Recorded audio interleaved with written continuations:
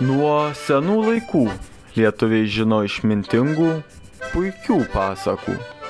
Iš jų mums dera pasimokyti.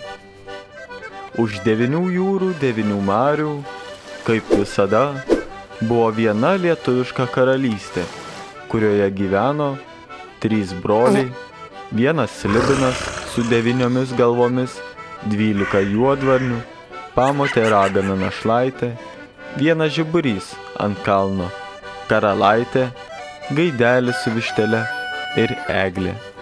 Visi šie veikėjai nenuobodžiavo, nes reikėjo slibinams galvas nukapoti, juodvarnius išlaikyti, išsukinėti šuniukui kojeles, užpjauti žalčius dalgiais ir užsėti miškus ąžuolais, beržais, uosiais ir drebulėmis.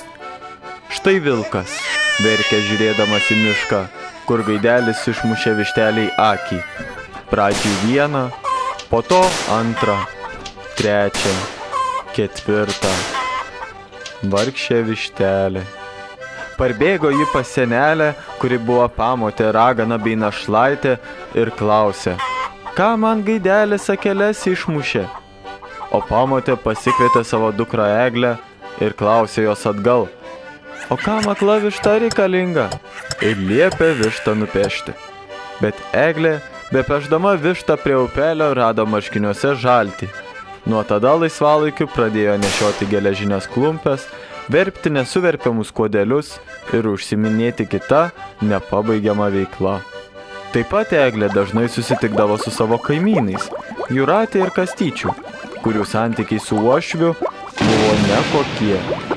Bet negeriau sekėsi ir malūnininkui su velniu. O tuo tarpu laumės palikta miške vaikutį Tvatijo.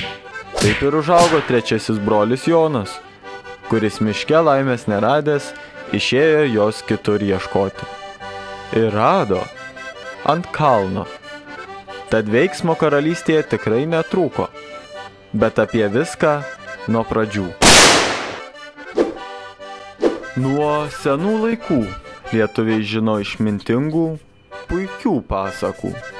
Iš jų mums dera pasimokyti.